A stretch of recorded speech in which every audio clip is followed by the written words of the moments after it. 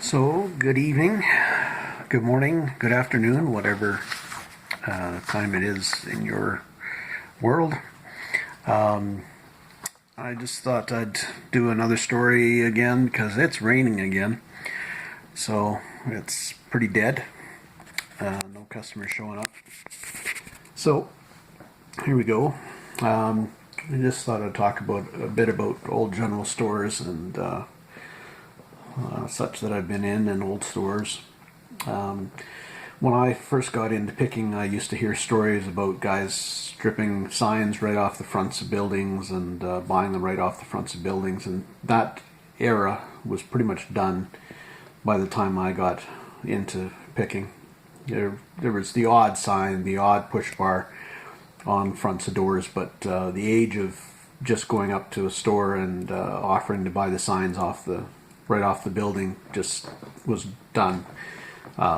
Just didn't happen. It was kind of a unusual occurrence to find that. So of course I developed a way. Basically, I talked my way into basements and attics and such, which is where I was buying a lot of my stuff. I went into one store. It had been a general store back into the 1880s, and it was currently a junk shop. So I went in and I talked to the fellow and asked him, hey, was there anything in the basement, back rooms? Turned out there was no basement. The back rooms were wide open for picking because he had his junk all over the place. It was a good to buy parts and pieces and such. He was the guy at auctions that would buy all the dollar boxes and big lots and that sort of thing. So he made a good living actually selling the junk. But anyway, talking with him some more and such, I asked if anything was in the attic, and he said, "Oh, there was guys that had been up there in the '80s and had taken the stuff out." And so I was like, okay, kind of disappointing. But so I went next door to another building, which was an old garage, old gas station, and auto repair. And in there, it was like stepping back into time. There was still old Chevy posters on the walls, hanging banners hanging from the ceiling. Gas pumps still had their plates, had the advertising plates in the top of the pump, not the globes, but the plates. Signs still in the pumps, but the fellow would not sell anything. You could offer him 3-4 times retail on items, and he would not sell a thing. The building ended up eventually falling down, and a lot of the stuff being destroyed. That was unfortunate, but that's the way it is.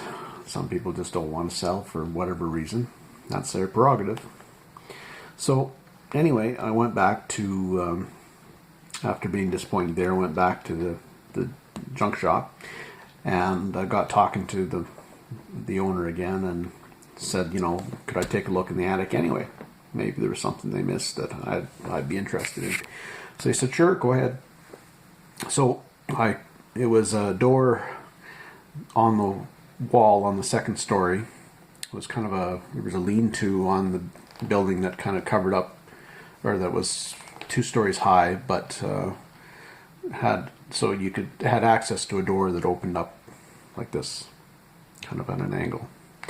So I crawled up on top of a chair, on top of a couple boxes of Reader's Digests, and onto the edge of the door that was right underneath that door, and shimmied myself up there with the nails that were sticking out of this door scratching my back.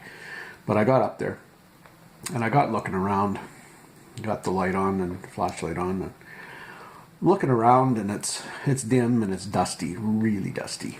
The eaves were open on the outer edges, so dust had been flying in for 80 years, 90 years, 100 years, over 100 years actually. So anyway, I'm looking around and I realize that what I'm stepping on are all these silhouettes, and it's rectangular and in shapes and that sort of thing. and it turns out they're cardboard signs.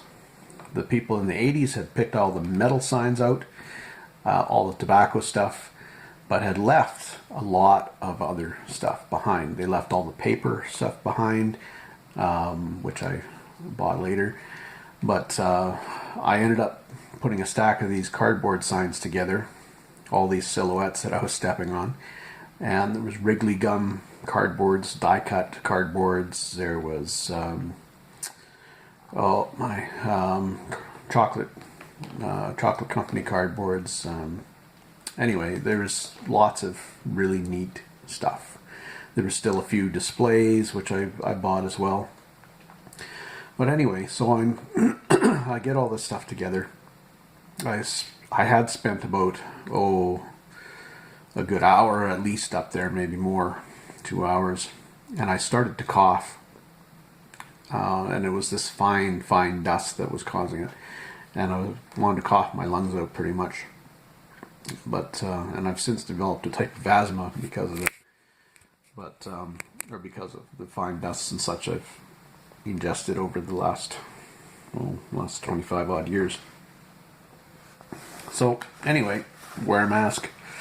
That's advisable, safety wise, not just for dust, but for all kinds of other viruses and pathogens. But anyway, so I'm hauling this stuff down. He's helping me move the stuff, and he's moving it out to my car. And at the time I was picking with a 4-door Chevette, and I could pack that Chevette full of stuff, just jam-packed top to bottom. I could do when I was doing shows, I could do a 5 8-foot table spread and have it jammed, but have it all jammed into that little car when hauling it. Anyway, he was moving all this stuff out to my car, and I'm thinking, I don't have enough money in my pocket to actually pay for all of this stuff. So I was a little concerned. So when it came time to make the deal, and I kept asking him how much he wanted for this stuff, did he want for it? And he said, well, when it's all together, we'll come up with a price. So I'm concerned because I've got maybe $350, $400 in my pocket, and that's all. And I'm planning to go picking further. I was planning to go to Dauphin that day, which was still 2.5 hours away, 3 hours away. And this was my first stop. So, so I ended up with this pile of stuff behind my car. All great advertising stuff and stuff. There's not one piece I wanted to leave behind. And there was still stuff in the attic that I had not pulled down yet. So I asked him, well, how much had he wanted for this stuff? And he said, is $27 too much? No, that's great. I said, it's worth more than that. And he said, well, before you got here, it wasn't worth anything. And he was right. Nobody wanted it up to that point. Nobody wanted it back in the 80s. So as far as he was concerned, it was just more junk. And, a good way of thinking, really. Like, it was worth nothing to most people, but it was worth something to me. So therefore, he charged me accordingly. He didn't charge me a lot of money. He charged me $27, like I said. And I went back and I bought a bunch more stuff, overpaid for some of it, some crates and that sort of thing. And then I went back and bought all the paper stuff at about $10 a box full. And in that paper stuff, it turned out there was John Deere brochures, there was all kinds of early paper. Everything in the attic was basically from 1929 to 1939 in age range. So I did very well. Really nice guy to deal with as well. Really reasonable. He wasn't out to make a fortune. It's a rare sort of guy. Knew that I was making a buck and didn't care. He knew he didn't have a market for it, and I was the market. So Really nice guy. Kudos to him. So anyway, yeah. So and basically this stuff filled my car, front seat, back seat, everywhere. So it was jammed in there for some wonderful stuff. This is pre-eBay, unfortunately, so I didn't get huge money for a lot of the stuff. It was local prices, so, but I did okay. I was happy. It paid for groceries for a while, which is basically what I was doing, was picking and using my grocery money and flipping it over and making more money. Anyway, I've also gotten into a lot of other general stores, some real general stores that were operating. There was one in Vista, Manitoba. Really nice guy running it as well. And I was walking into like a time warp back into time. The old Coke coolers, first thing you see when you walk in, and old counters, old stock still on the shelves and everything.